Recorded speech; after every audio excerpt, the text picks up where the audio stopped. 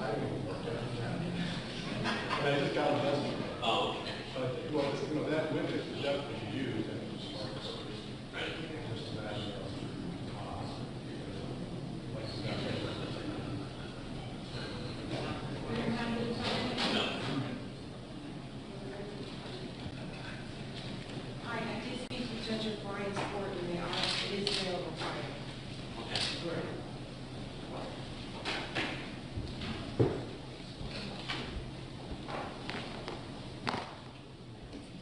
Sorry, you didn't hear from me.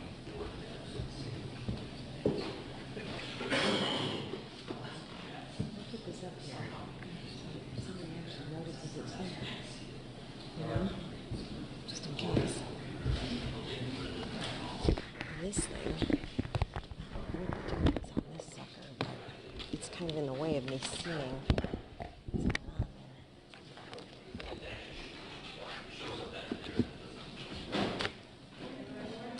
We're going to Judge O'Brien's court so they can have all the jurors see the videos up close. They're going to run the video from beginning to end. And they wanted to have high tech. So, just in the morning. Thursday at 1, we're doing a video conference. Some guy, Sprague, he's already been mentioned. I think he was at the bar, sitting at the bar or something. Anyway, he lives in Nebraska. So I'm not bringing him back.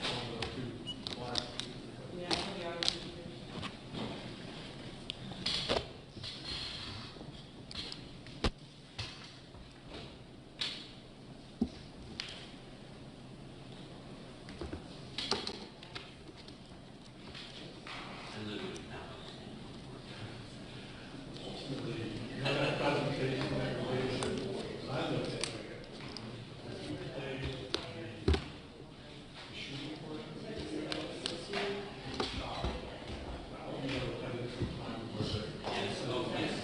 Yes. So I said, Fix it up. I got that. yeah, Everything after that, I did. that's one for like. You were talking, I tell you.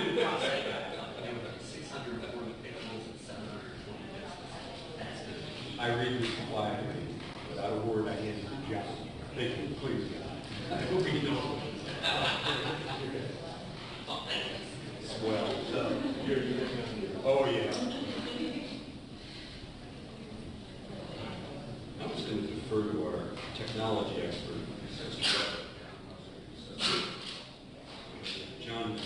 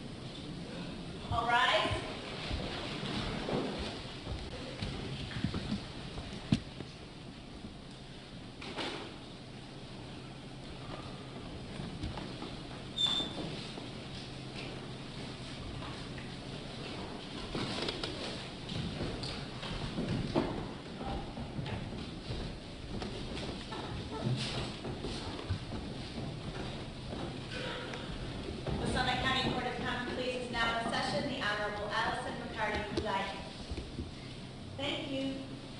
Be seated and state may call its next witness. Just a reminder, everyone in the back, you need to turn your cell phones off and put them away. And there's a strict no gum chewing rule.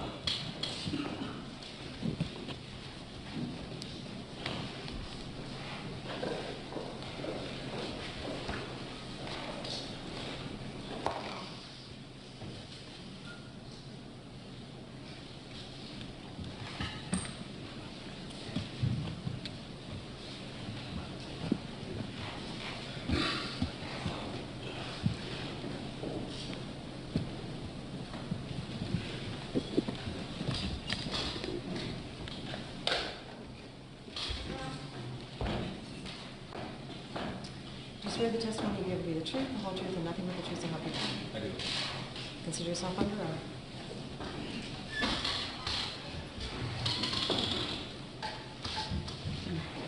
You want to actually point that microphone right at you, and then even though there is a microphone there, please remember to project when you speak. Good morning. Good morning. Can you give us your name, please? Officer David Christopher Crockett. And you're employed with the Akron Police Department? Yes. In what capacity? Patrolman. How long have you worked with APD as a patrolman? Over 15 years. What type of duties do you perform as a patrolman for APD? Basically, I'm in a cruiser. I answer calls to service, 911, domestics, anything that's sending the dispatch, people calling. Also proactive police work, drug houses, closed businesses, keeping an eye on them, other things like that. You do a lot of work with the methamphetamines, fighting that in Akron? Yes. And can you give the jury some background on your education and your training? Education, high school graduate, college graduate, University of Akron, 4-year bachelor degree. Training with the Akron Police Department was a 6-month training program, the initial program where you're ROPATA certified to become a police officer. Akron has their own training for their policies and procedures, and then annual training with them, recertifications on shooting, driving, and other things. It's an annual thing with them. Okay. Do you have a certain shift that you work? Yes. What is that? I work what's called Trick 4, which is 7:30 at night till, or it's now 7 at night till 3:30 in the morning. Were you on the same shift as Officer Justin Winebrenner? Yes. And were you working on November 16th, 2014? Yes. You were on duty that night? Yes. At about 1:56 a.m., where were you? I was in a cruiser. I was in the Ellen area, which is where I patrol.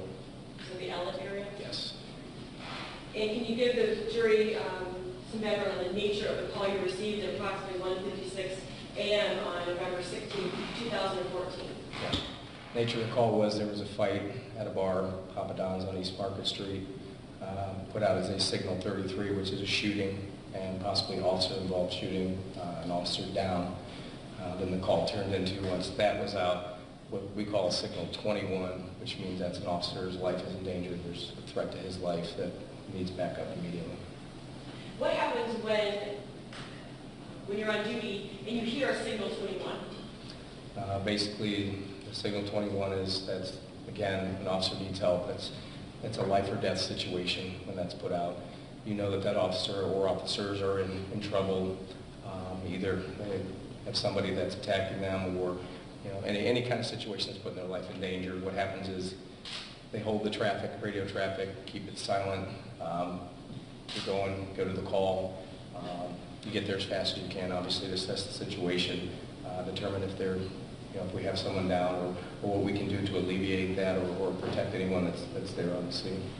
When you say the radio traffic, just describe that a little bit. It kind of moves to another, you shut down part of it, so only people responding to the signal 21 can hear that radio traffic, is that fair? Yeah, we have 2 channels basically on our department at the nighttime shifts, because we have 4 sectors with 12 districts. So they're separated by channels because of all the radio traffic, officers calling out traffic stops, on scene on call. So if there's a signal 21, what they'll do is they'll actually patch the channel so that all cruisers and officers can hear the radio traffic, and they'll call out signal 5, which is our emergency traffic procedure, which means don't get on the radio unless you have something important to say, or you're on scene and you're assessing the situation and guiding everyone else that's coming to the scene.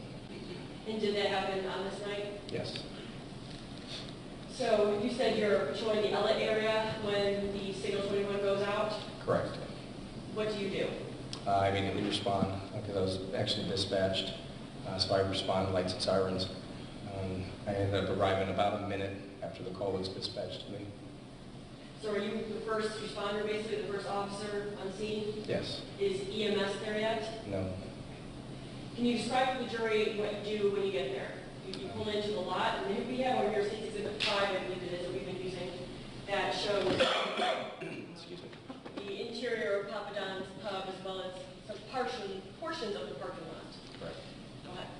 I actually pull in to the parking lot, and my cruiser is, yes, stopped about 15 feet away from the red pickup, facing the back of the parking lot.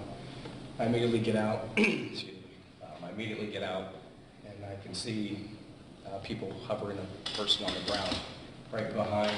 You want to step down Sure. over there? There's also this. Very sure. Do we have a microphone anywhere, Andy? So I pull in the parking lot here, and I stop my cruiser about right here. I exit my cruiser immediately, people are pointing different directions, Mel's about this way possibly, and then we have injured people and pointing towards the front of the door. And I actually walk up to right here, I can see that it is an officer down, it's Officer Winebrenner. He's actually laying this way with his head here, I can see his eyes are open, fluids are coming out of his mouth, I can't really see him breathing, I can't tell if he's actually breathing or not. It appears that he's definitely not conscious, not making any noise. And I see other people hovering around trying to assist him. At that point, I call out that we do have an officer down. Let me ask you before you go back up there. You said, Officer Weimer, just describe how he's laying by the, you're talking about the kind of the black car here? Yes. How is he laying? His head is this way, he's on his back. He's basically back about the back tire, feet facing this way. And he's on his back? Yes. Is anybody with him at that time? Yeah, there's a couple people around him who tipped me. It's that where I was with them trying to console him.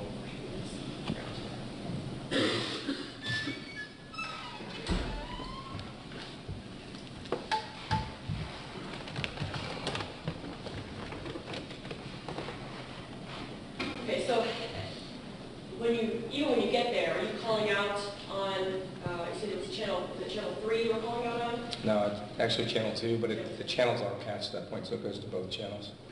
So when you get there, being a first responder and seeing what you're seeing, are you calling that out Yes. to other officers? Yes. Describe what you did from there. You saw Justin, were people rendering him aid so you didn't have to, or what was the situation? I'm the first one on scene. I have to put everything aside. Even though it's another officer, I have to put everything aside.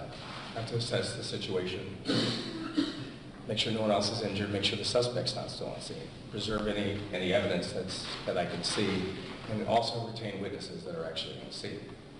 So I'm still assessing the situation. I see that he's there, there's somebody over top of him, at least consoling him, and I can actually hear EMS coming as I'm there. So after that, I actually went out to the road so they know to pull into the lot. So I actually directed them into the parking lot. And this was, your shift, Officer Justin Winebrenner worked with you on your shift? Correct. So you knew him? Yes. All right, so you are there when you direct EMS into the lot? Yes. And this is the first ambulance that arrives and you're going to treat Justin? Correct. As that happens, again, is this happening pretty quickly, everything we're talking about? Yes. What do you do at that point, if you remember? Well, there's people all around him. I'm trying to actually ask everybody that's in the lot, give me a description of the shooter. Is there anybody else hurt? Which way did the shooter go? And basically, I got a general description of the shooter, dark clothing, black male, and unknown direction that was put out over there. People are starting to tell me there's things laying around. Someone actually handed me a pair of glasses, so they were the shooters at one point. I actually go in the bar. At one point, I could see blood from the doorway back towards the kitchen area. I'm just going to point, so first of all, you were handed a pair of black glasses? Yes, Not sunglasses, regular glasses? I believe so. And somebody said to you, here, these are the shooters? Correct. Okay. And where did you end up putting those? I believe when I was guiding in EMS, I set them on, there was a vehicle towards the end of the parking lot in one of the last spaces. I just set it by the tire, because I knew no one was leaving, and I would remember where it was. Okay. So is this a good area, like somewhere here is where you put the glasses? Yes. Okay. So then you go inside the bar, you're going to the front door, Yes. and you said you're seeing blood where? I can see blood going from, I guess, Watch out, that's a cup of water there, so you may, Okay. that's for you, if you Thank- want to move that thank to you. the Yeah, other that- side. pretty I just don't want you to knock it over, that's all. and going in the front doors, it would be from here, lined up all the way down the hallway, going back towards the, down here. This is the hallway going back towards the bathroom and kitchen area. So there's blood leading all the way back that way. I was also told that there were a couple people actually shot, other than Officer Winebrenner. And do you see those people, or? I do not. I actually put that out on the air. Other officers in the EMS are there at that point, starting to show up. I'm still trying to assess the situation, still trying to contain witnesses and then everything else that I can while I'm there. Being the first one there, would you agree with me that you're basically directing, through dispatch, the other officers that are arriving, and you're directing dispatch to tell, we need another EMS vehicle, things like that? Yes. Okay. Would it be part of your job then to try to determine which way the shooter fled? Yes. Okay. And how did you do that? I actually grabbed Tiffany and told her we need to see the video, since no witness actually seen the actual direction he ran. From there, you can go multiple directions. If you leave the bar and go this way, you're going into a wooded area where there's basically a storm drain or a storm little river, basically. The other way, you can go towards the expressway. And there's just multiple places you can go. So I actually have her come back, start to show me the video. And she does fast forward the video where we can see the actual altercation at the front door. And then in the parking lot area, you can actually see him running, where he runs out of the parking lot. I'll use this again. Through the parking lot, but stays on the same side of the street as the bar and runs eastbound up Market Street, stays on the north side of the street. As soon as I got that information, I immediately put that out. Back up just one moment also. As you're assessing the scene and you're looking at the area where Justin Winebrenner was laying, and also as you're entering the bar, are you seeing any evidence of the shooting itself? Yes, there's shell casings laying on the sidewalk area, by the front door area right in here. So you actually see shell casings, which are what? Indicative of a gun being fired. And they're located inside and outside? I just remember seeing the ones on the outside. Do you mark them in any way for other officers? I do not at that point. At that point, when I did actually see him, the scene's still chaotic. I saw people all over the place. Still have him laying on the ground and inside looking to see if anybody else is injured, so I didn't really mark them at any point.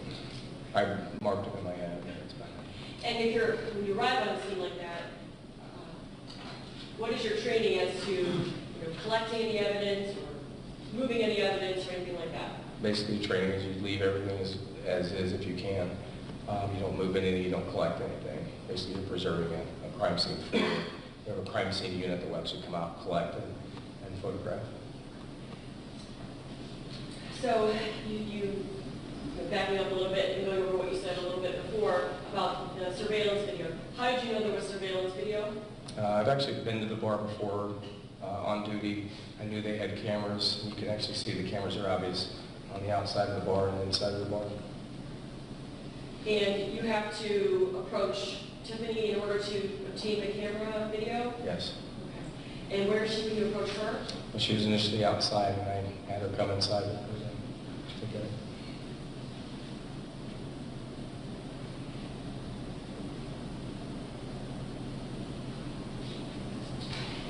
How about any weapon? Was there any weapon, a gun, left on scene anywhere?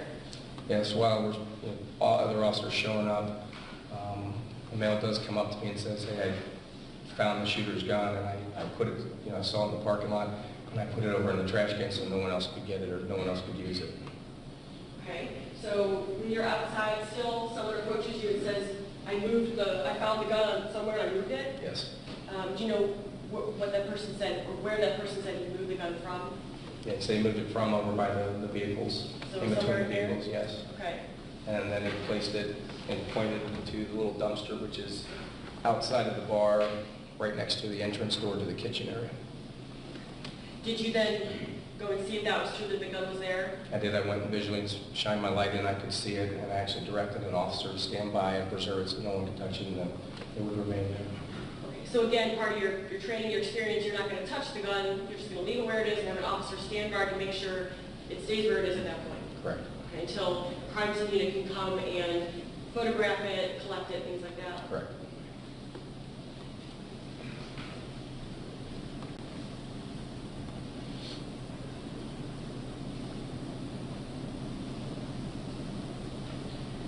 I'm going to, I guess, jump ahead a little bit here, but while you're on scene at some point, do you learn that the shooter had left a vehicle in the parking lot? I actually didn't know if he did or not at that point.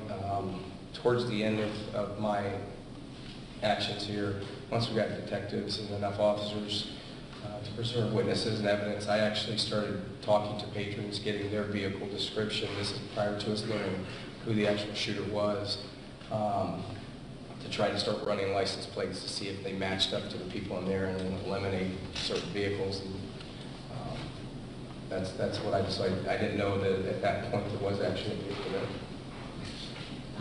Did you learn then that the shooter's vehicle was there? Yes. Do you recall where it was? Yes. Where? I was actually directly in front of an outside camera, which is The blue vehicle? the blue vehicle. Yes.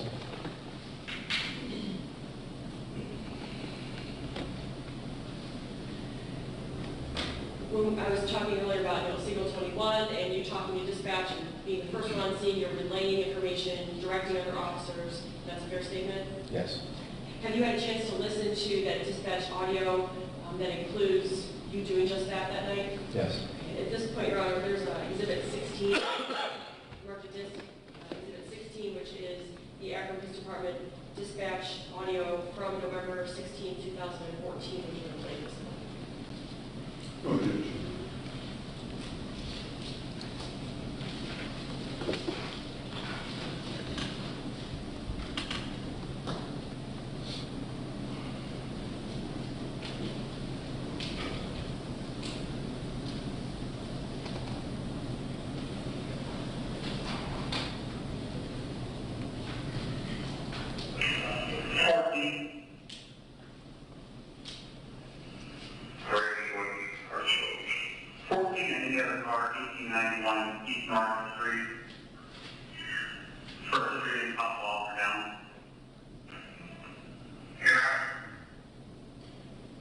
And I think that the last voice we heard there said en route. Yes. Was that you? Yes. And what car were you that night? Car 14.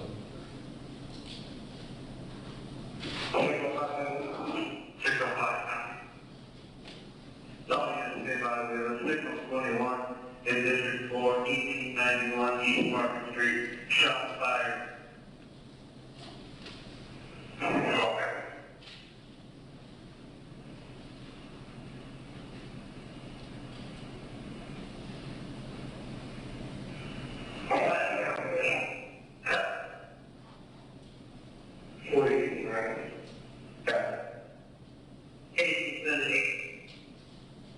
Stop me there for a moment. The voices that we're hearing, are these officers responding to the call? Yes. Is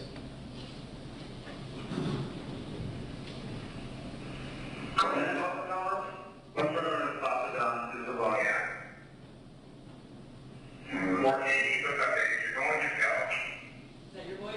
Yeah, basically, officers are trying to call in that they're going on, trying to keep traffic quiet. So I tell them if you're going, just go. You don't need to call in every time you're going. 3 victims, one of which may be an officer.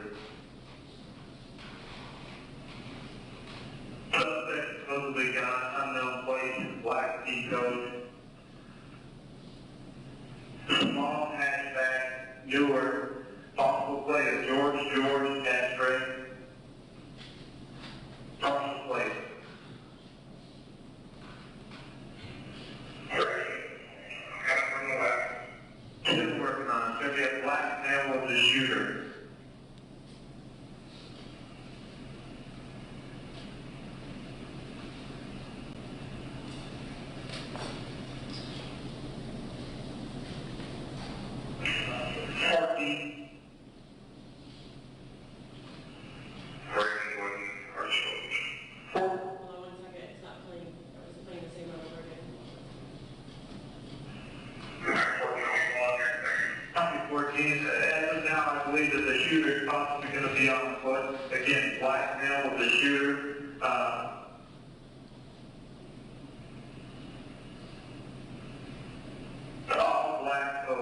closed. That suspect, black male, all black clothes, ran towards East Market Street.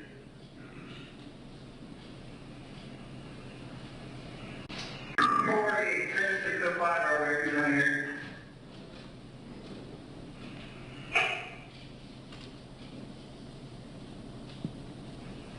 You have 3 med units en route at East Market Street. Okay, so far we only have 2. All right, stay on the lot. We're trying to get more than 1 suspect. Is that you? Yes. Somebody guard these national guard block.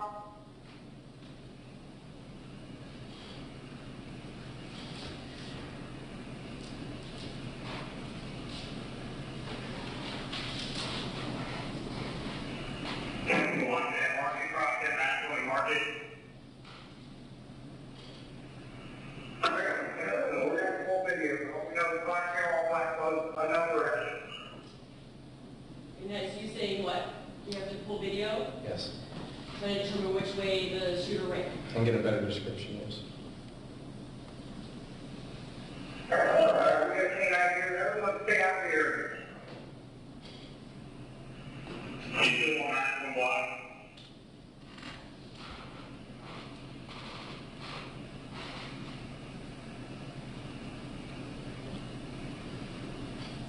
Is that your voice saying stay out of the area? Yes. What do you mean by that? When a canine is dispatched, you don't want to have more scents, officers getting out of their cruisers. If there's a scent of someone leaving, it's going to follow that scent, the most recent scent, and follow that from where you're at.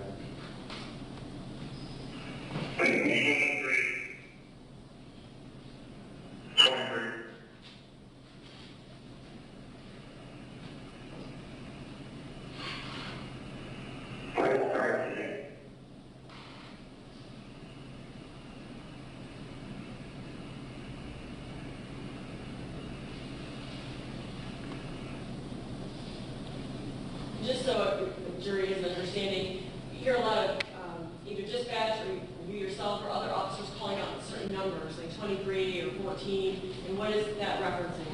Those are their actual car numbers.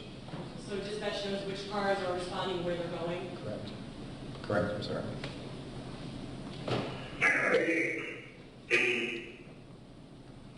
Guard responding, you got to keep the top down. You need to the neck on track. You need to do the first way in the next car. Again, your voice? That is actually Officer Riley. He's in the wagon. Right. Thank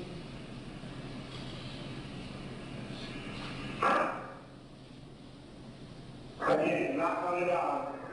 Don't look at that guy.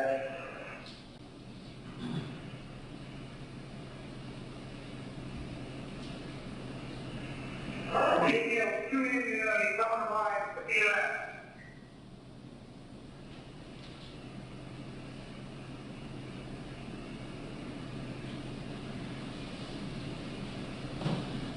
And that last bit was somebody's riding EMS. Correct. And which EMS?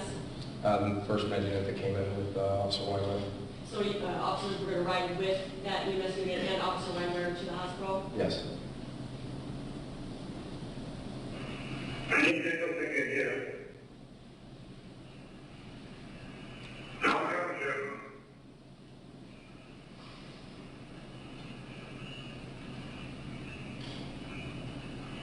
Okay, one officer and Papa Tom to start protecting evidence.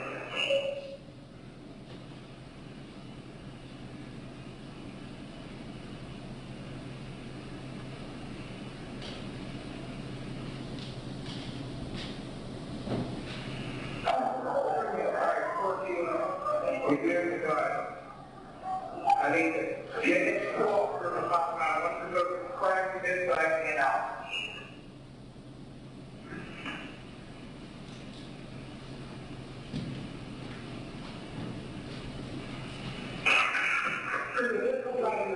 Between the ambulance and pain members, some sort of track going on the way. All right, we're going to get the officer over here.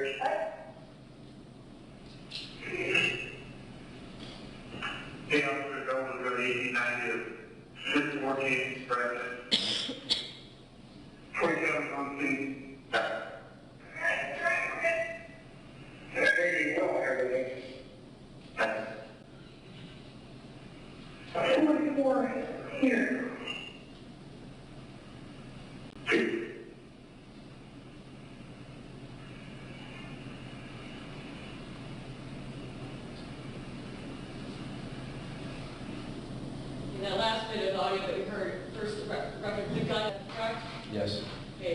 that? Is that you or someone else? That was me. And you were saying that you have it, it's secure? Yes. And then was there another officer, the Kenan officer's voice there? Yes. And who is that? Officer Edson? Jeff Etzel? Yes. Okay, he says he is tracking? Yes. 41 and 44, you know where the ambulance is on this?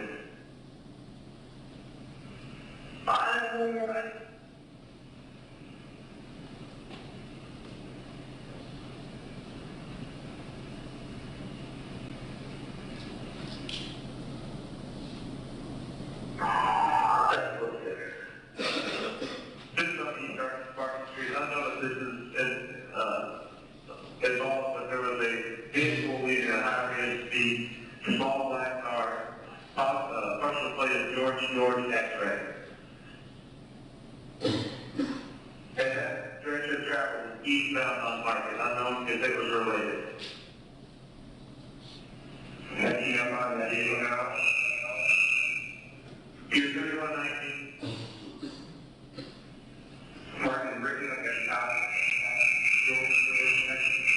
George X-ray 5711, black Cadillac on Elm Street.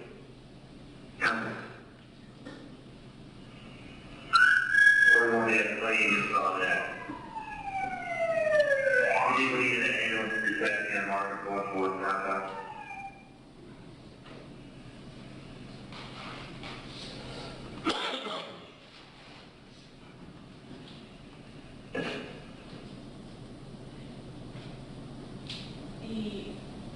The part we just heard about another ambulance being dispatched, do you remember that? Is that for another wounded person inside? I believe so, yes. And there was a part about another vehicle getting pulled over, or something about a vehicle went from the scene. Do you remember hearing that? Yeah, initially when the call went out, patrons saw the vehicle fly out of the lot, didn't know whether or not it was related. They stopped that vehicle. They ended up finding the vehicle down the street and determined it was just a patron leaving the area while the shooting was going on or directly after the shooting.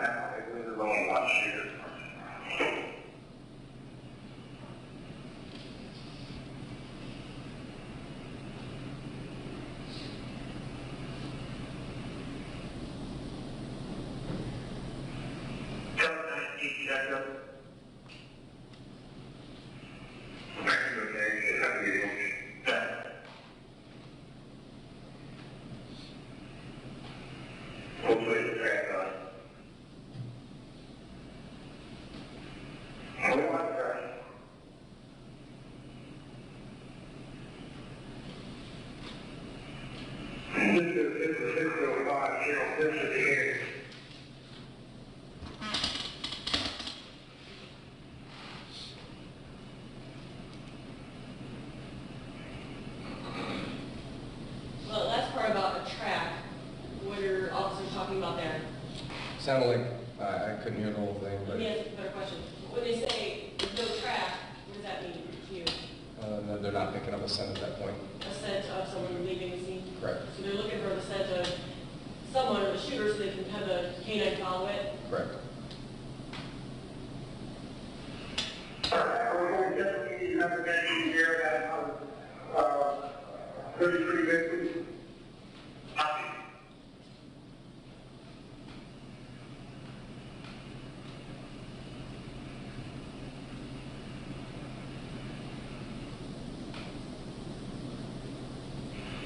Looking at you, report 14. 14. Yeah, just like getting around the parking lot. And that's all good for park. Yeah, you said suspect ran out of the parking lot onto Market Street. You said which direction?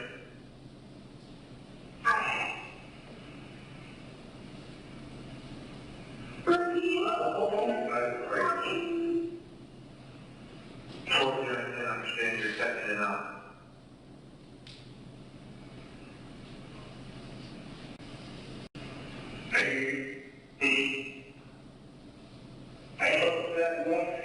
You ran eastbound on Market Street on the north side of the road. Yes, eastbound on Market Street on the north side. Over 4. Over 4.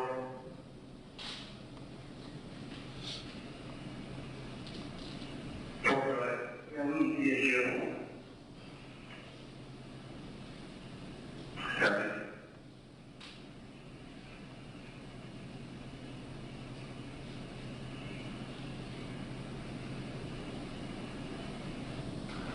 So that last part of the dispatch audio, Officer Crockett, is that you, 14, talking about which way the suspect ran? Yeah, you can hear initially, and I'm inside the Papa Don's. It's got concrete walls, and also in the center of it where the office is putting out that information. You can hear it ran east. Other officers that are closer can actually hear the radio traffic, but dispatcher gets scrambled because you're inside of a concrete area. So actually, Officer Riley, which is the same wagon driver from earlier, heard it, and he actually put it out clear because he's outside of the building. He put out running east on the north side of the street, which is exactly what I observed on the video. And I think you said when you arrived on scene it was about 1:56 a.m.? Yes. Okay, and this dispatch audio that we just heard was at 2:10:41, so 2:10 a.m. Correct. and 41 seconds. So within about 14 minutes, you now know which way the suspect ran for sure. Correct. And that was from looking at that video. Correct. This is my administrator, working in the old friend. Coming over here to tell me a little bit.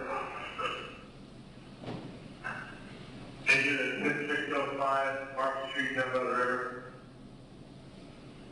7-1.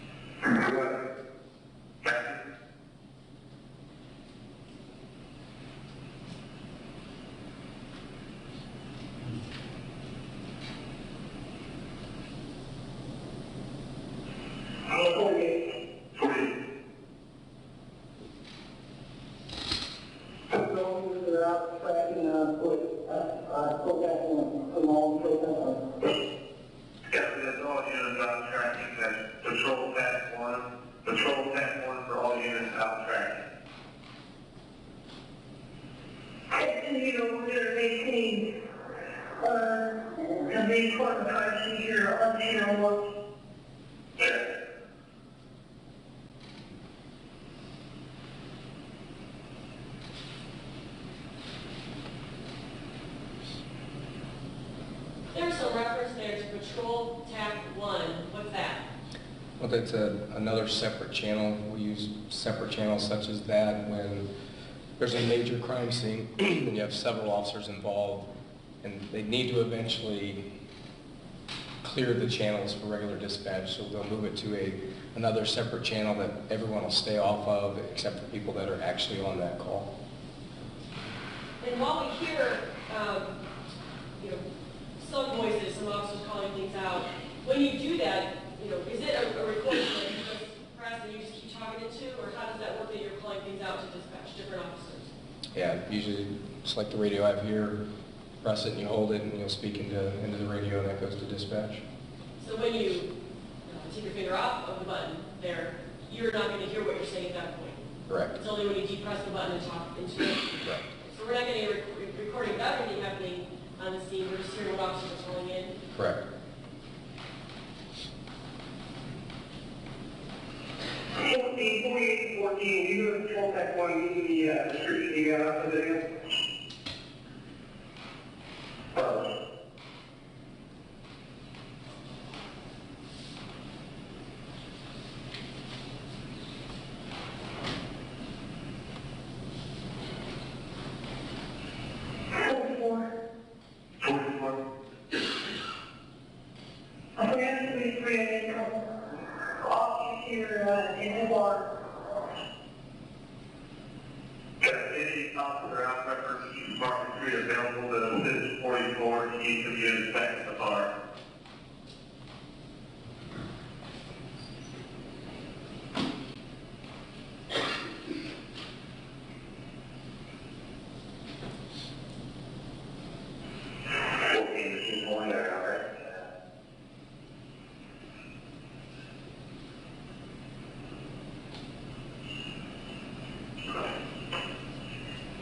Police 14 is on patrol path 1.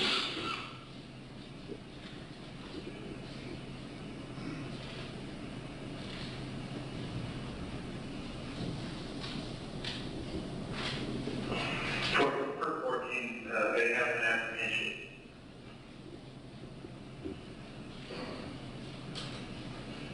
What happened? Hey, you can be where they're at.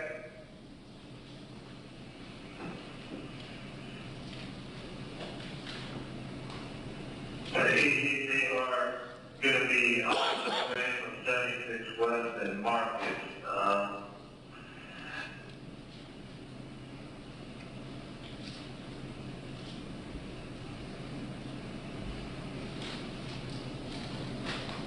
Okay, so we just heard the last part of the recording here, 2:26:21, and is it correct to say that at that point it's called out that there has been an apprehension of the shooter? Yes.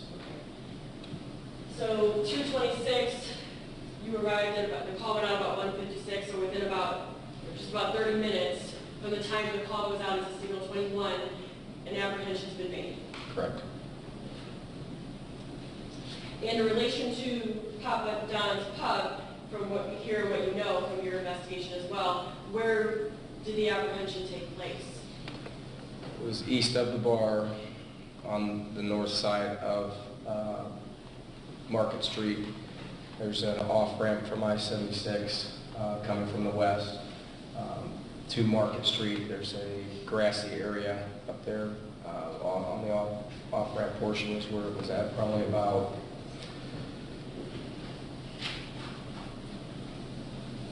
maybe 1,000 feet away.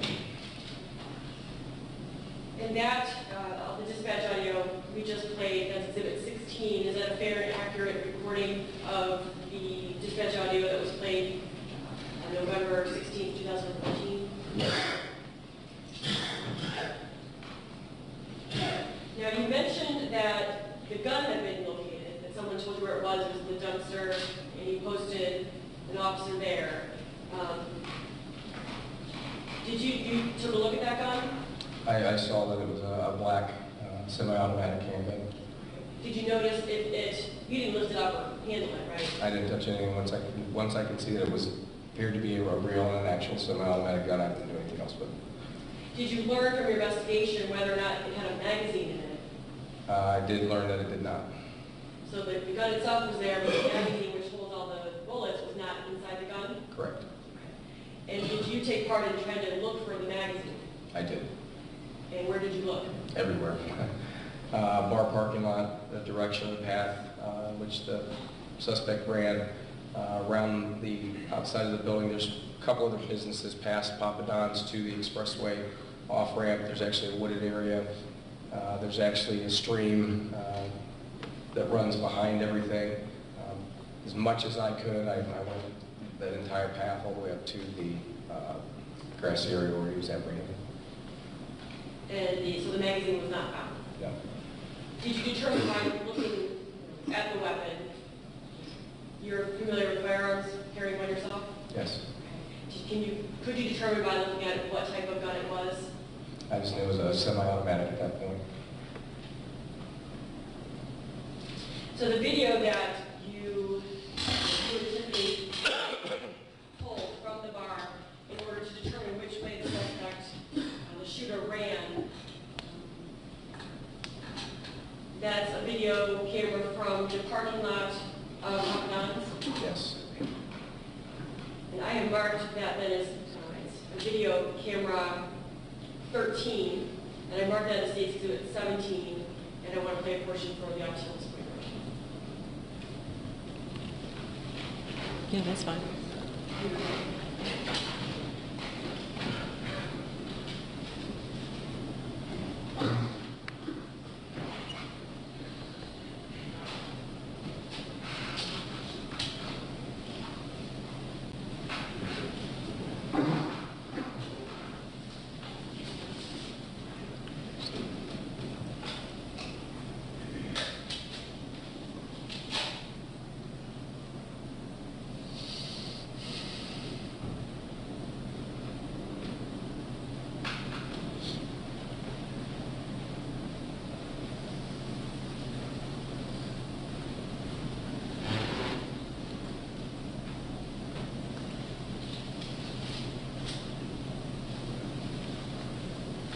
Do you need me to dim the lights? That might be helpful.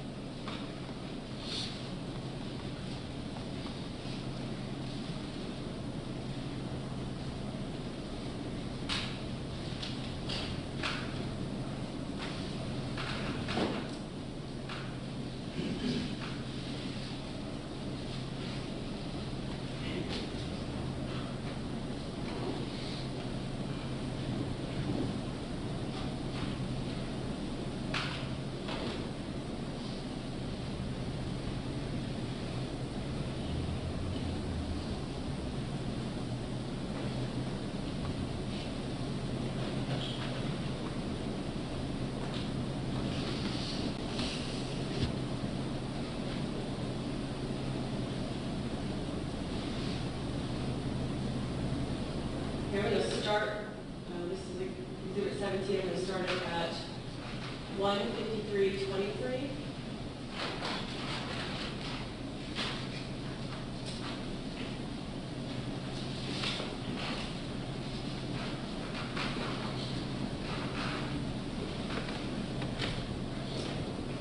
Jurors, is that okay?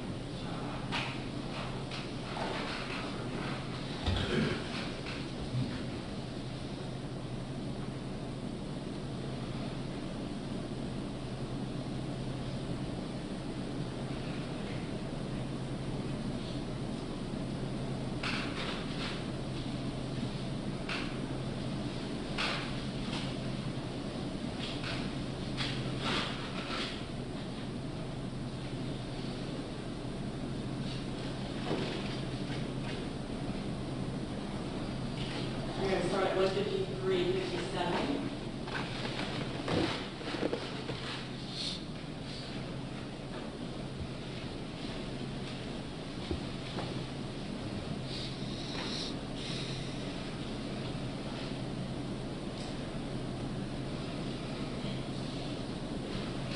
Right there. We stopped there at 1:54:17. What did we see on that video? You've seen the suspect fleeing from the front door through the parking lot, south kind of, and then out to Market, where he traveled eastbound and stayed on the sidewalk area on the north side of the street. And that's what you then saw, you were going through the cameras with Tiffany Miller. You were able to obtain this portion of the video to tell other officers where the shooter ran. Yes.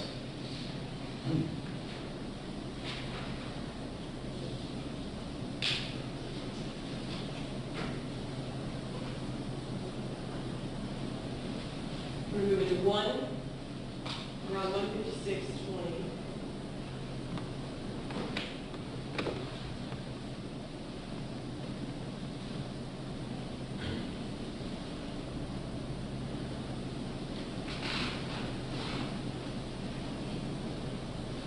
We're going to start at 1:55:47. And you've been watching this video since the shooting? Yes.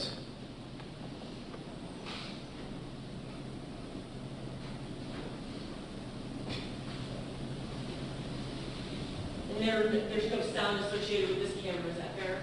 Correct. But that was a car leaving the lot. Is that the one that was pulled over later, determined to not be involved in the shooting? I believe so, yes.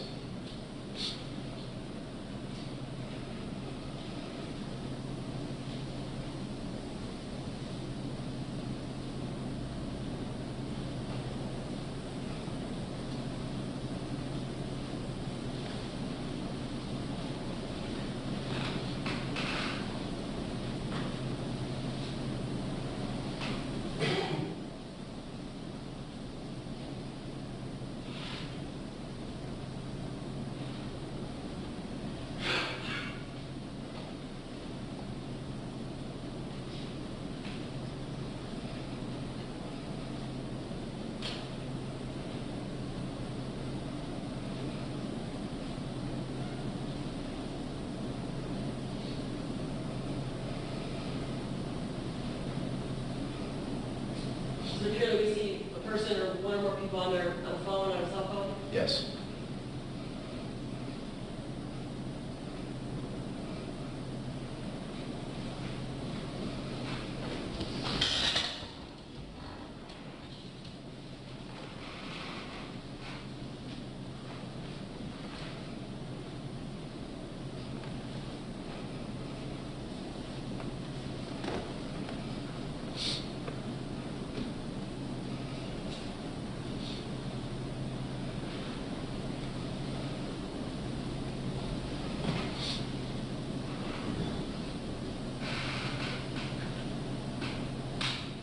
All right, is that you arriving on scene? Yes.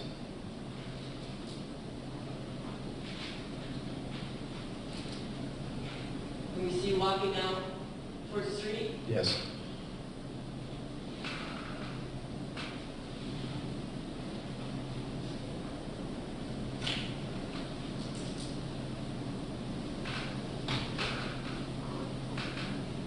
And for the record, when you pulled in, it was 1:56:20.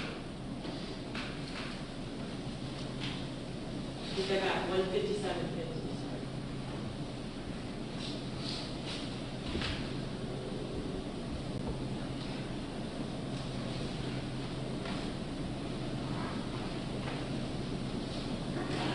Okay, we're at 1:58:40 on the tape at this point. Is that when the first EMS vehicle arrived? Yes. Is that you we see walking over to it? I believe it is, yes.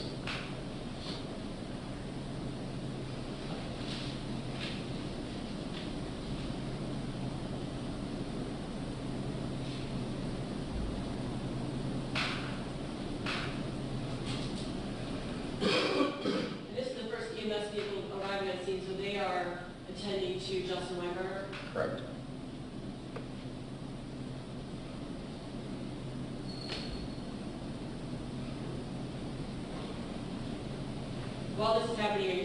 directing, as we just heard in the dispatch audio, directing other officers to the scene, calling for other EMS, things like that? Correct.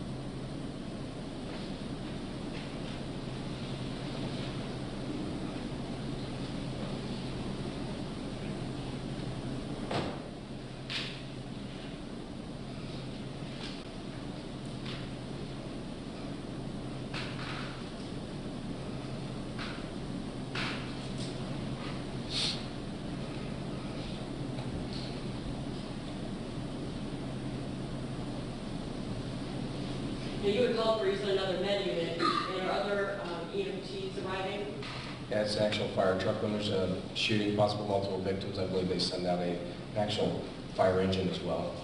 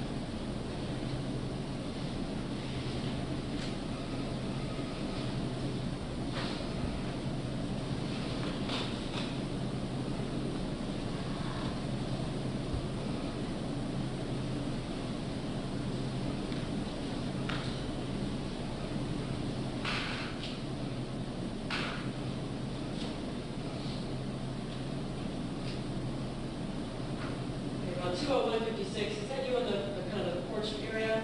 Yes.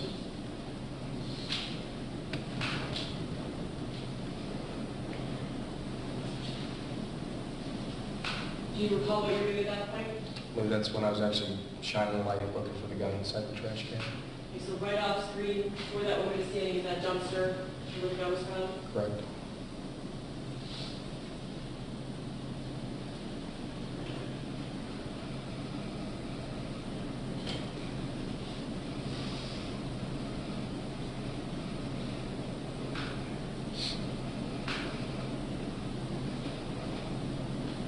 I'm going to stop there at 20240.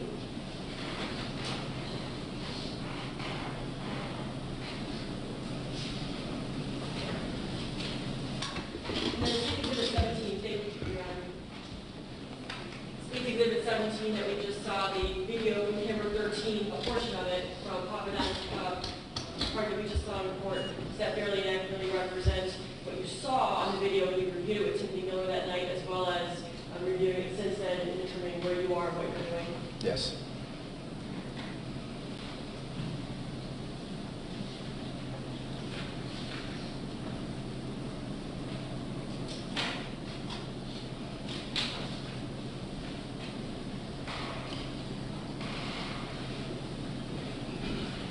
Officer Puckett, thank you. I have no further questions.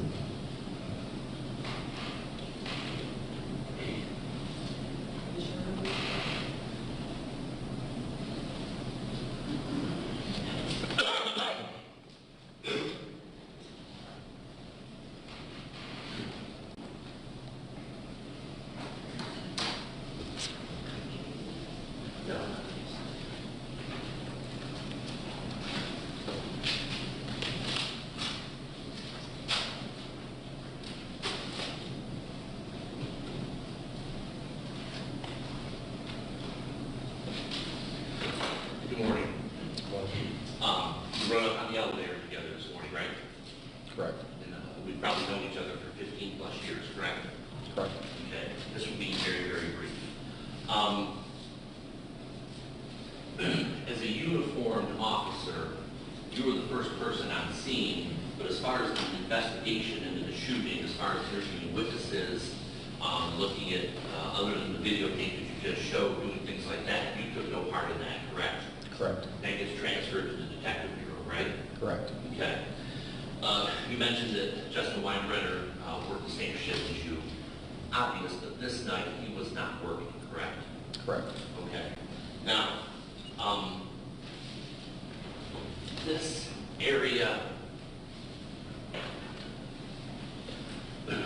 this is the front door, correct? Correct. And would you come in, this is the entrance way that you go into the bar, right? Correct. And you would agree with me, I think in your direct examination you used the word chaotic.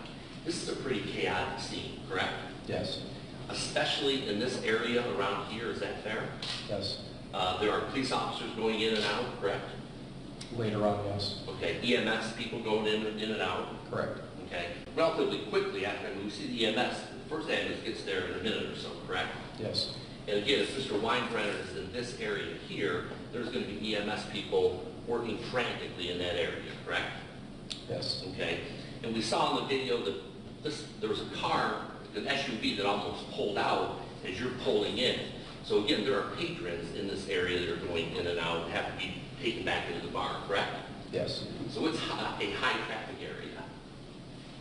Yes. Okay. Two more things just to clarify. At some point in time, somebody's going to come in and say that this code number 1 are the glasses that belong to Kenan Ivery that night, right? If you know. I don't know. Okay. You would agree with me, though, that these glasses were placed way down here by you, correct? Correct. They were handed to you by somebody, and I think you testified in direct, somebody in this area handed you those glasses and said, I think these are the shooter's glasses, and you're the one that transported them down there, right? Correct. Okay. And again, the gun you found in the dumpster, but again, you learned from somebody that somebody else picked up that gun, either a patron or a worker, and that's the person that put the gun in there, correct? Correct. Okay. All right, thanks. All right, thank you, sir. You can step down.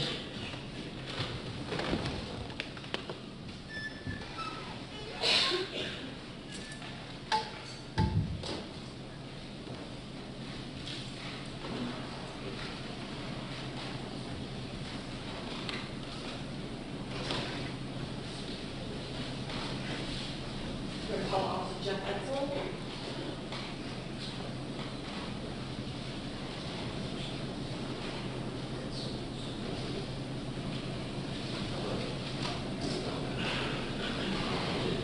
Right.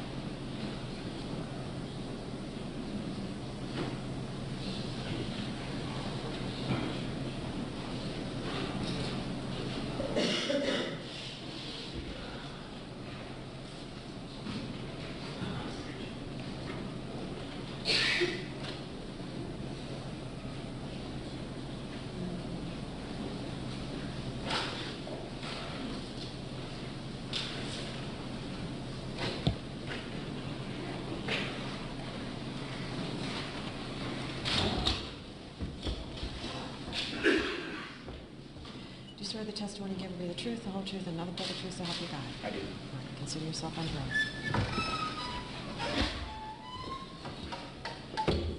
Just pull that microphone in front of you and point that directly towards your mouth.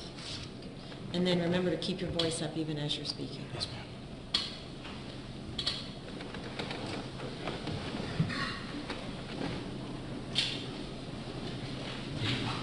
Just one moment.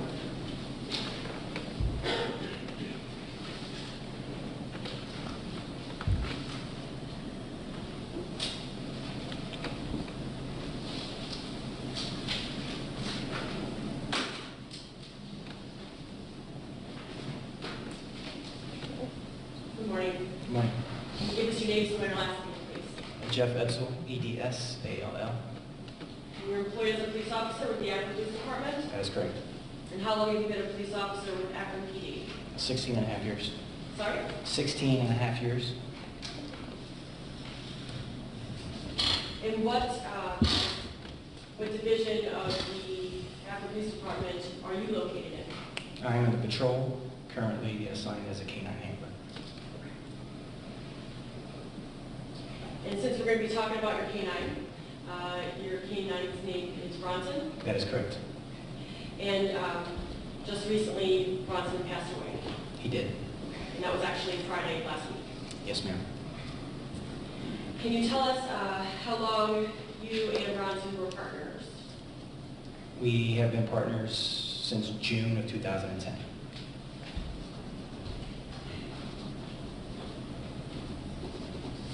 And just, I guess, for background, can you give the jury some background on your training as a canine officer, as well as Bronson's training in working as your partner? We have a standard APATA course required through the state, which is 240 hours of basic training. That's essentially learning the skills needed to use on the street. It's tested by state APATA trainers, and we have to certify each year. That's in tracking, article searches, drug searches, building and area searches, and of course, criminal apprehension. So when did you receive that training? We started the training in June of 2010, and we train essentially some form of training every single day. And so Bronson, as your canine partner, the training that happens, you do that together? That's correct. And every day there's some form of practice for him or training for both of you? Essentially, even on our days off, it's at least some form of obedience, if not a drug find or whatever, just to keep him sharp and fresh.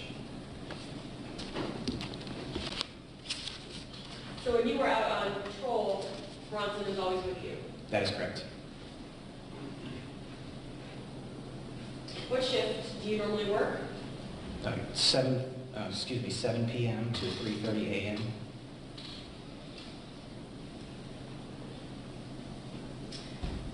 And in working with Bronson then for about the past, 5 years?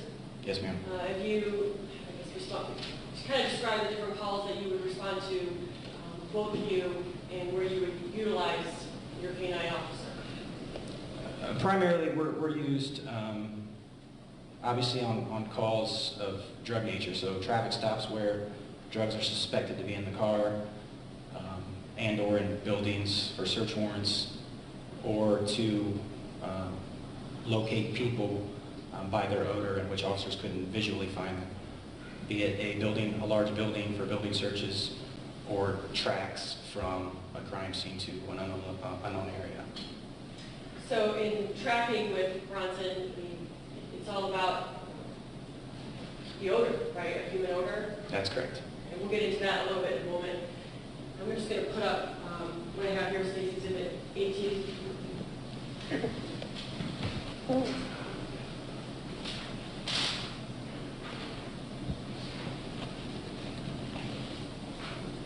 State's Exhibit 18, and that's the photograph of yourself and Officer Bronson. Yes, ma'am.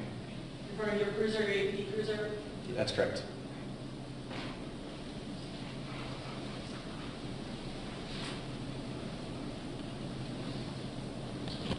Okay, so I want to ask you then some specific questions about the call you received on November 16, 2014 to respond to a signal 21 at Papa Don's Pub. Do you remember that? I do. And you were working that night? Yes, ma'am, it was. Do you recall about what time you responded to the scene? Or if it was a scene, where do you go? Where do you respond?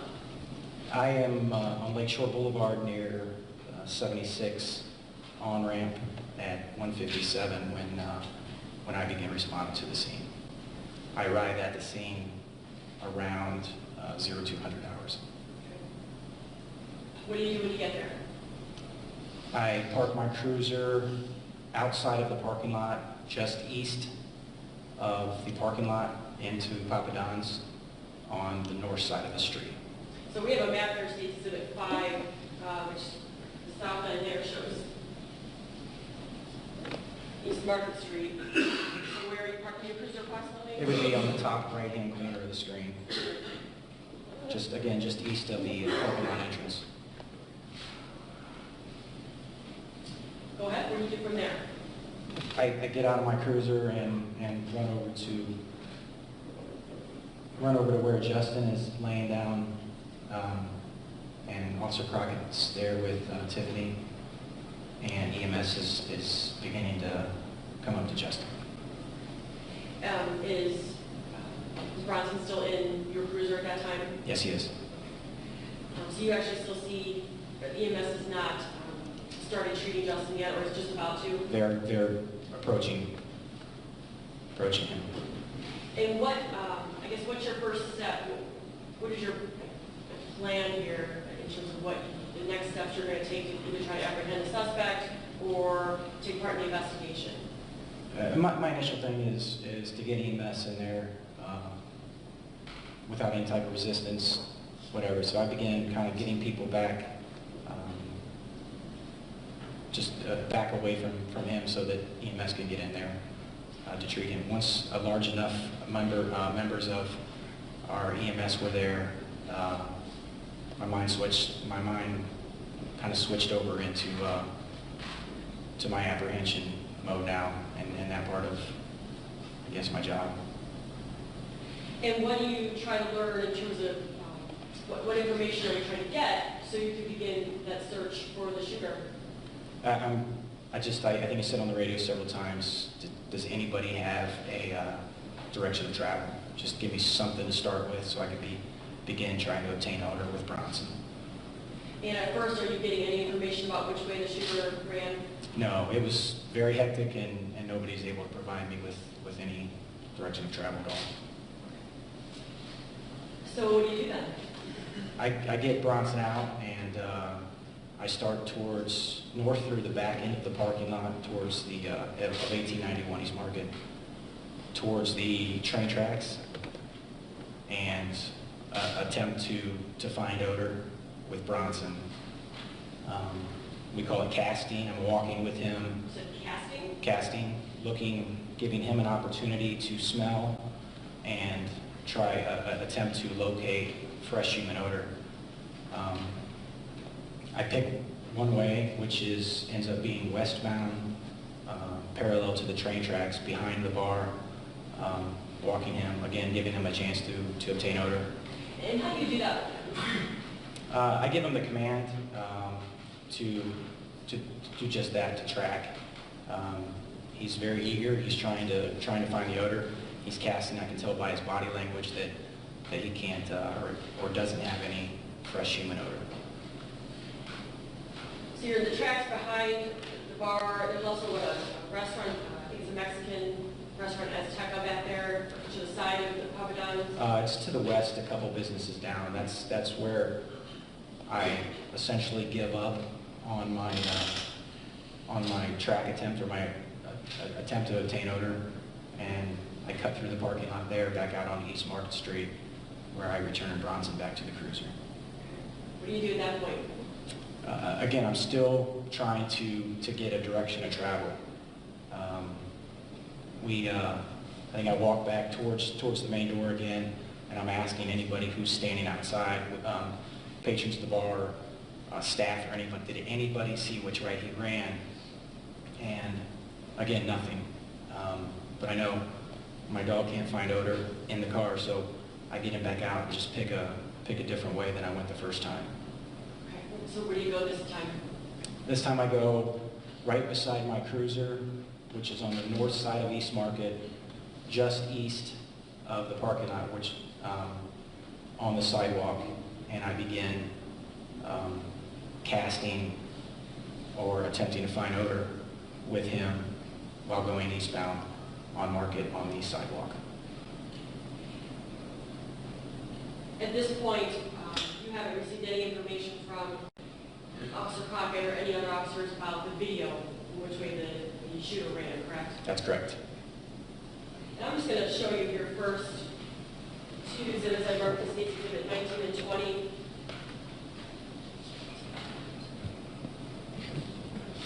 Just first take a look at 19 and 20. Let me know if you recognize what those are.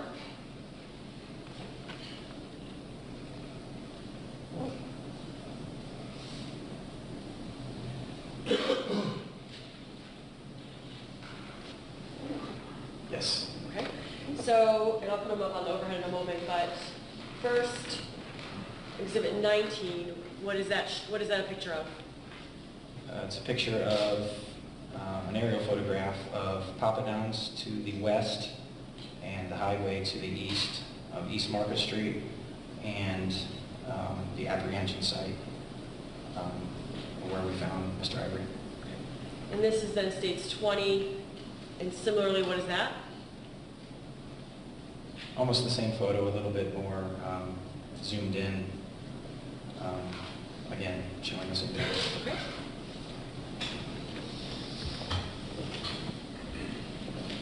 We're going to put up then States Exhibit 20 on the overhead, which you just identified. Okay. So when you are now heading, you said in the other direction, away from Papadowns to the east. That's correct. So this might see me over here. Is this Papadowns up right here? That is. So you are, here's East Market, so you're heading this way out of the lot? That's correct. East Market. At what point, or at some point, does Kenan Bronson find fresh odor? Within 5 yards, I think once he starts focusing, within 5 yards of where my cruiser is parked, again, on the sidewalk, I can tell he has odor, and I immediately get on the radio and say that we've obtained odor and the direction it travels. And how do you know that he's obtained odor? He goes from nose kind of up in the air to now his nose is almost glued to the concrete, and I have his harness on, and he is very strongly pulling me, very eager to get to where the odor is. So you call that out, and now you're on some kind of track and there's odor. That's correct. Where does Bronson meet you? We go eastbound on Market to just west of the off-ramp of 76 West, and immediately turns northeast down a rocky hill parallel to the canal, and between the canal and the off-ramp. And I have some photographs to help you with your testimony regarding that.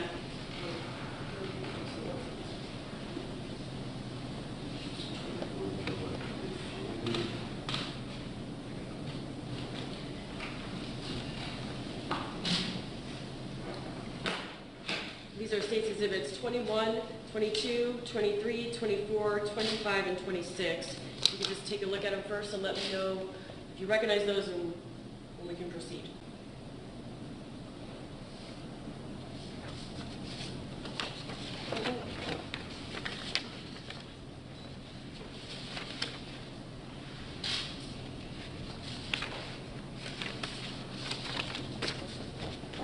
I do recognize. And what do you recognize those photographs to be? Essentially the flight path in which my track leads. Put them up on the overhead for the benefit of the jury.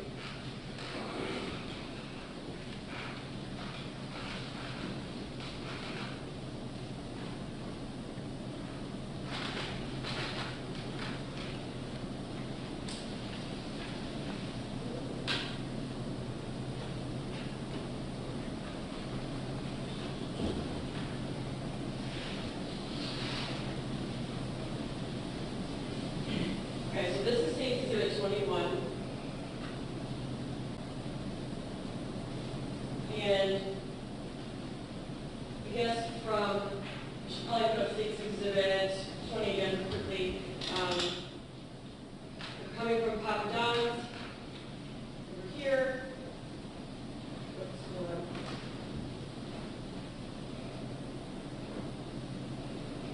Over here, correct?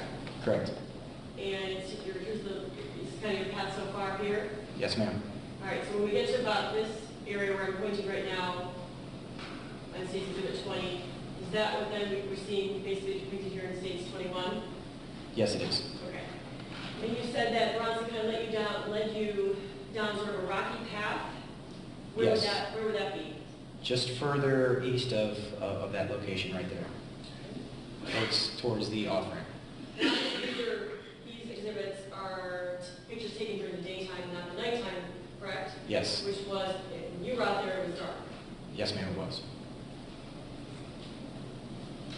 States 22.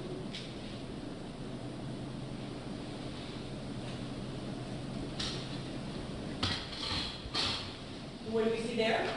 This is the northwest corner of East Market Street and the 76 West off-ramp. This is right where Bronson began his northeast turn, going down just west of that large brick cement retaining wall there. So this is the retaining wall here, Yes, and he's actually taking you down this way. correct. Okay, and what is down in here?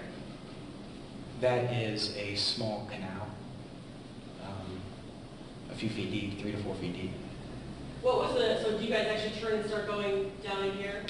We go parallel to that wall, On this side of the wall or the other side? the other side of the wall. So into the brush, basically? That's correct. And what is that terrain like there? It's very large rocks, the size of probably volleyballs and basketballs, jagged stones, very unstable, but essentially all rock, very large rock. This is the Exhibit 23.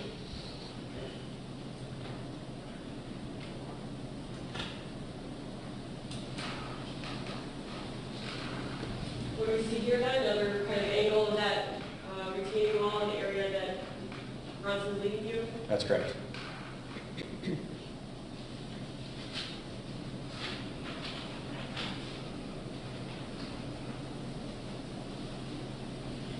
This is States 24. Then before we get to that, so you're going, put this one back up, sorry, States Exhibit 23 back up. So you guys are going, you and Bronson are going kind of down in here, and tell us what happens when you get down there. It's the terrain's almost too hard to negotiate. I know time is of the essence. We're at this point 12 to 15 minutes after the incident, so as opposed to try to negotiate that, I want to get as further away ahead. So we decided to back out of that terrain and go on the opposite side of the stone wall and keep going northeast. Was it easy to walk down in that area? It was extremely difficult. I fell You fell? 15 times probably. So it's really steep and rocky? Very steep, very rocky, jagged rocks, yes. But that was where the site was leading you? It was, Bronson was leading you? correct. All right, so you come back out and up, and now, is it correct to say you're kind of going along this way? I'm staying as close to the wall as I can. Right. I'm now in casting. I'm going very slow because, in fact, every 3 or 4 yards, I actually get Bronson to put his paws up on the wall there to see if he can obtain any odor, in case who we're looking for is beneath that wall.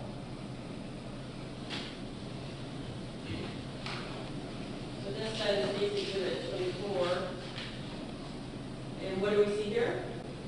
That's at the end of the wall. To the right of where that picture would be is the off-ramp 76 West Over here. coming down.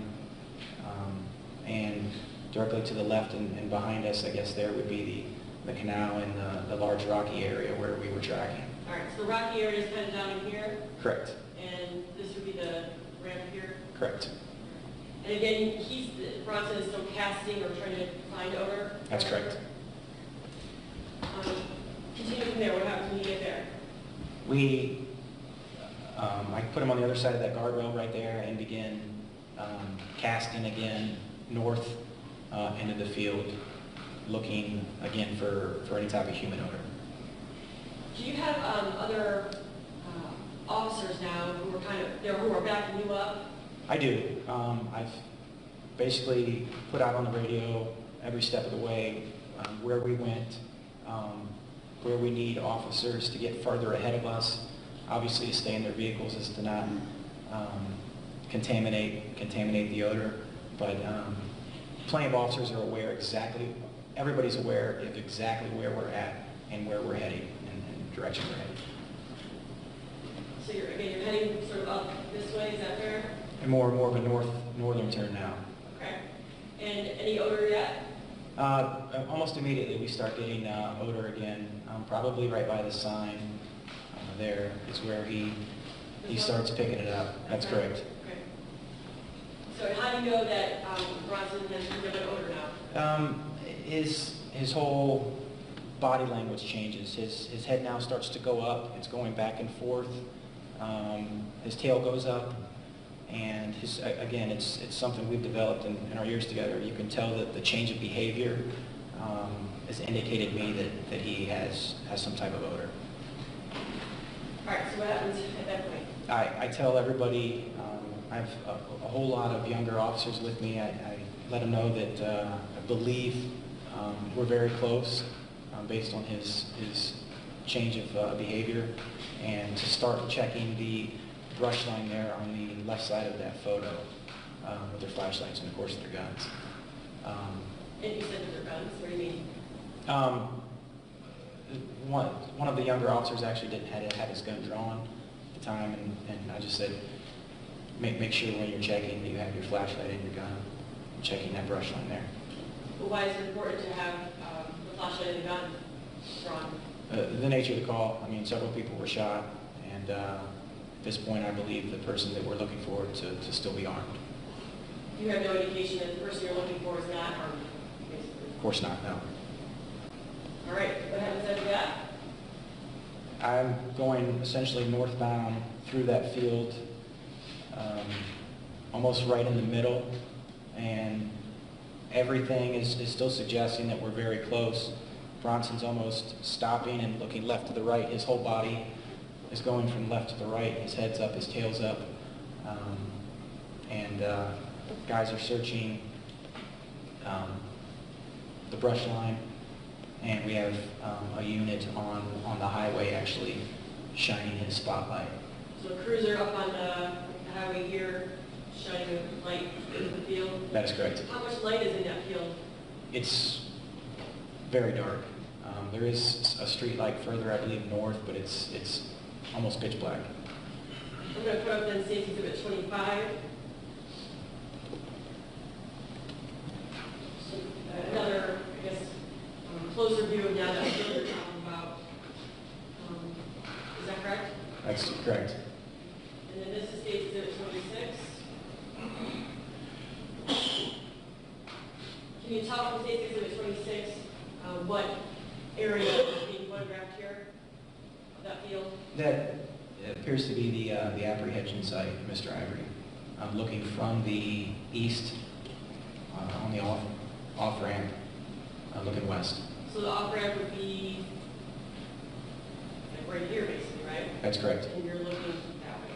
Yes, ma'am. So tell us, okay, Bronson's indicating to you, perhaps you're very close, right? What happens after that? I'm going, again, in a more northern way, focusing on the officers that are casting the brush line there to the west. And Officer Todd Sinsley gets on the air on the radio and says, "Edsel, stop right where you're at. There's somebody to the right of you." He's telling you, another officer, Sinsley's telling you that there's someone near you? That's correct. And do you see anybody at that point? I cannot. What do you do? I stop right where I'm at. My weapon has a weapon-mounted light, so I have a light on my gun. I go to the right, illuminate the area, and in tall grass, all I could see is a black figure. I could see where Officer Sinsley's light is, his spotlight is shining, and I began shouting for whoever it is to show me their hands. Is this figure, this person, in what position are they in the field? All I can tell, face down and prone, completely stretched out, very flat, trying to be contoured to the ground there. Okay, so actually laying to face down, so on the person like stomach or chest? That's correct. And you said shouting commands to him? That's correct. What do you do? Show me your hands, show me your hands. You, obviously the person I believe can hear me, I'm not, but How far are you from them? 20 yards at the most. And I have my light shine directly on the figure. After probably 3 commands, I give my dog the command to apprehend. When you're yelling, are you the only one yelling, show me your hand, show me your hand? No, there's numerous officers shouting, and I couldn't tell you who else, but there was definitely several people shouting. So you and several other officers are yelling, like, show me your hands, because you cannot see that person's hands at that point? That's correct.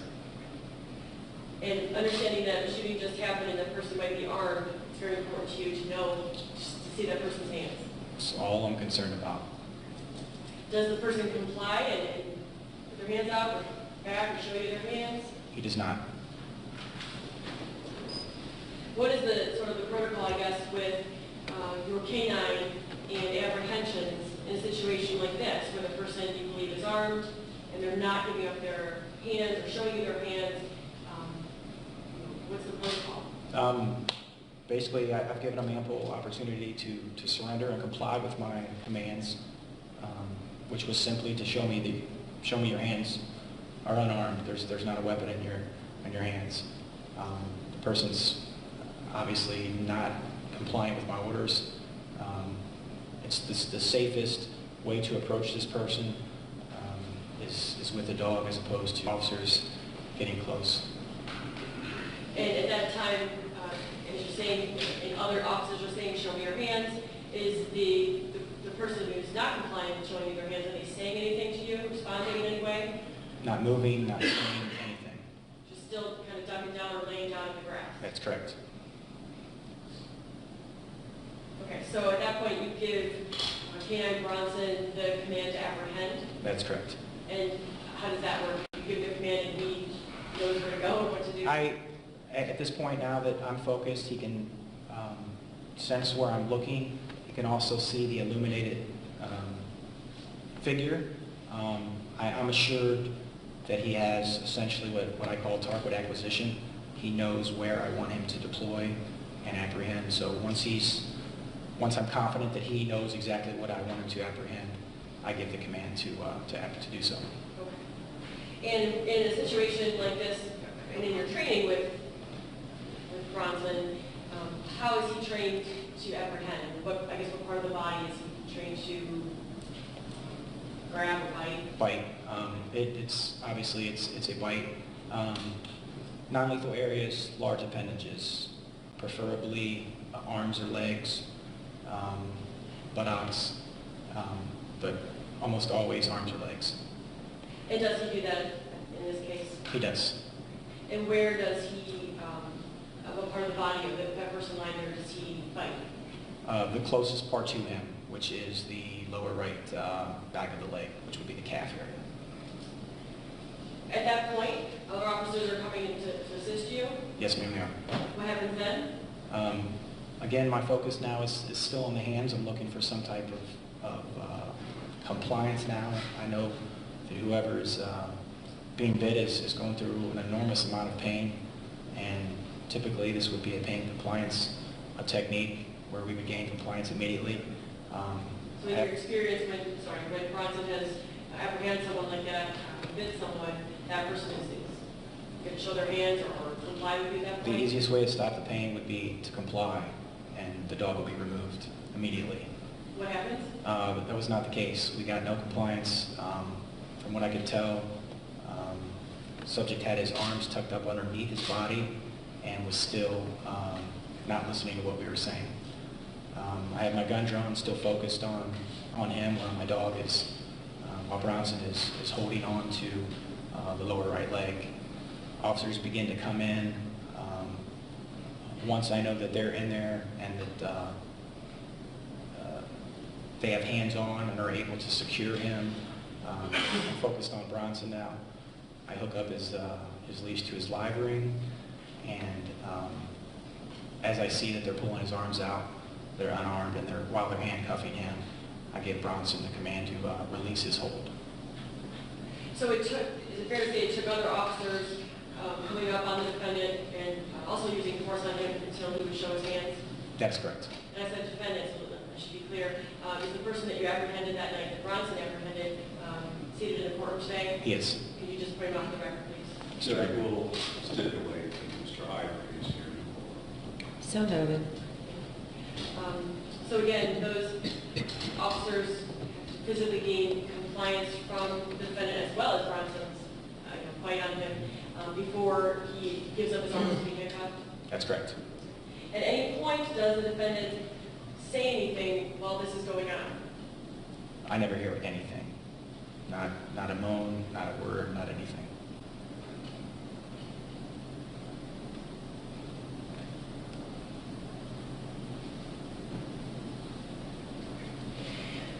What was kind of, so the defendant is apprehended, he has a bite to his leg, obviously. That's correct. Is EMS called to treat him?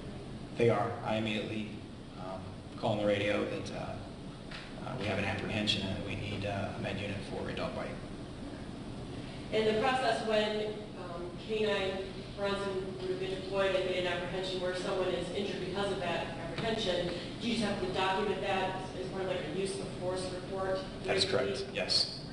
And are pictures taken then of the injury that the defendant sustained because the dog was deployed? That is correct. I'm just going to show you then a few exhibits here, pictures.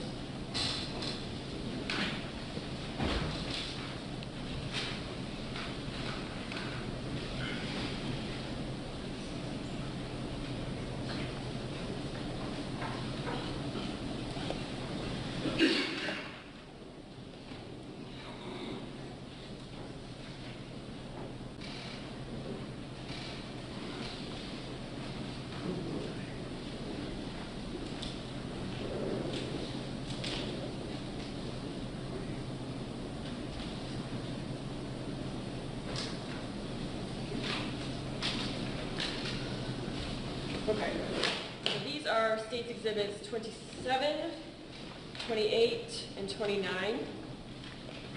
You could take a look at those first. Tell me if you recognize them.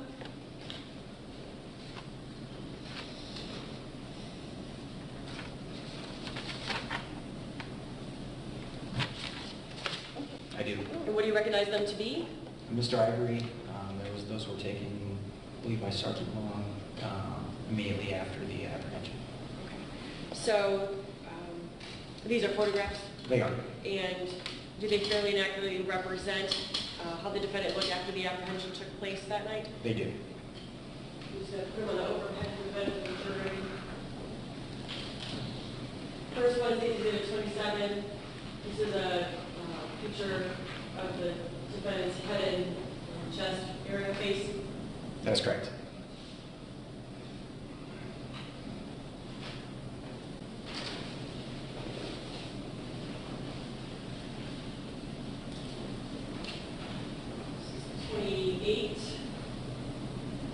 And what do we see here?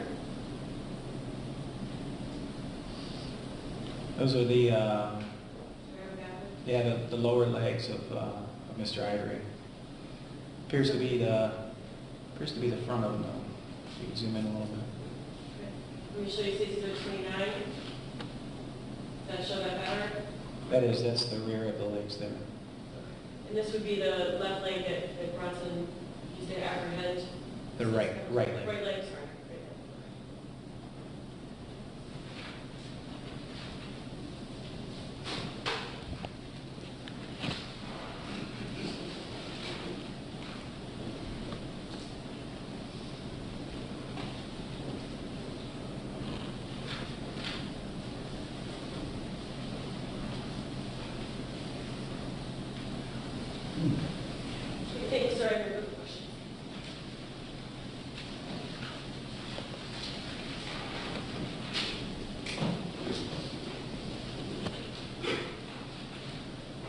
Officer Edsel, how long have you been a canine officer? 6.5 years. And you were with Bronson for about 5 of those years? That's correct. From the photo, I believe, which is 18, states 18, it appears that Bronson is a German Shepherd. No, he's a Belgian Malinois. And November of 2014, how old was Bronson? Approximately. 7. So he's in the prime of 6. life at that point in time. Yes, sir.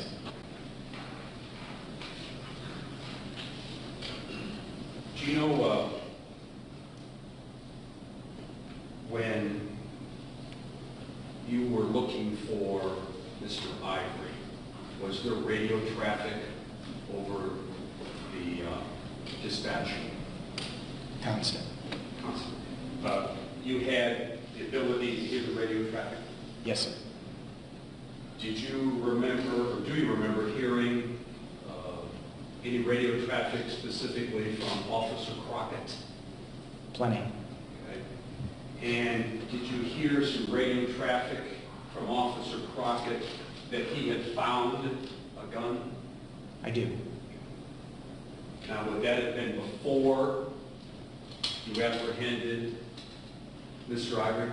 Absolutely.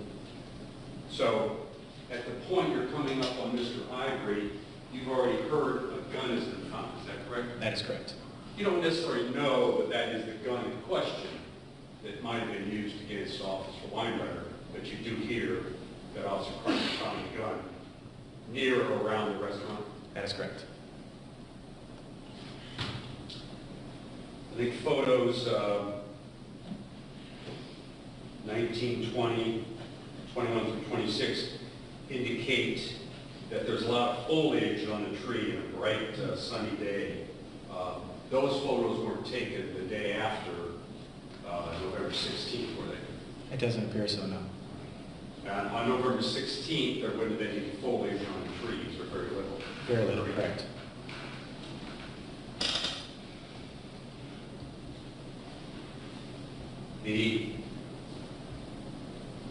You indicate that when you first, or Bronson first alerts on Mr. Ivery, that Mr. Ivery is laying face down on the ground. Yes, sir.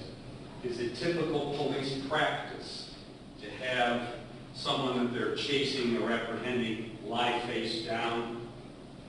No, sir, it's not. Okay. When Mr. Ivery is laying face down at that point in time, is he showing any type of aggressive moves toward you or Bronson or any other officer? None whatsoever. Is he lying still? He is. You just can't see his hands.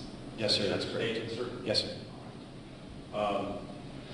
When you give the command to apprehend, would that be similar to a command of attack? No, sir.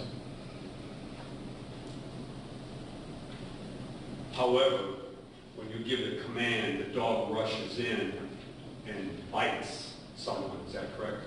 Very correct. And this correct. And in this case, he bit Mr. Ivery. Is that a fair statement? Yes, sir, he did. All right. I'm going to suggest to you that the Belgian is a direct descendant of a wolf. Would you agree with me there? I've never heard that before. Okay. Would you agree with me that a Belgian, much like a German Shepherd or a wolf, has quite a biting power? Yes, sir. These dogs, German Shepherds, Belgians, Dobermans, they're bred with a significant biting power. Would you not agree, sir? Yes, sir. And those three breeds that I named are often used in police canine, correct, sir? Very correct. It's not likely that you're going to get a Cocker Spaniel or something to work in a canine unit, are you? No, sir.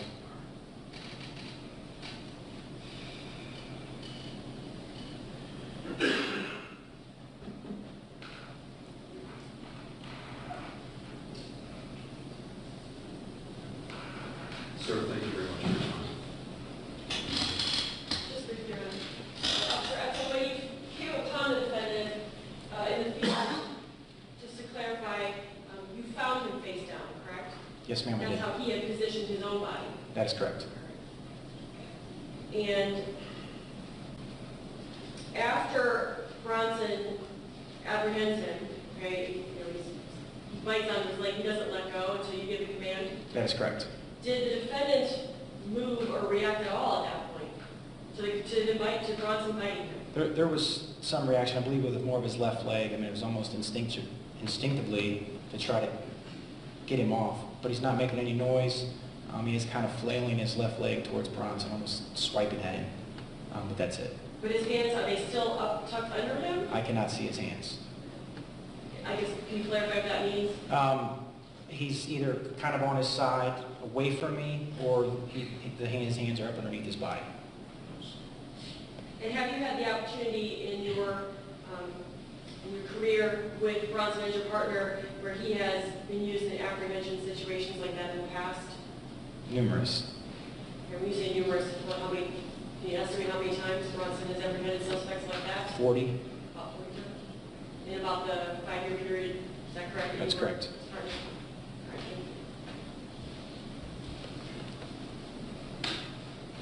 No reproach. All right, thank you, sir. You can step down.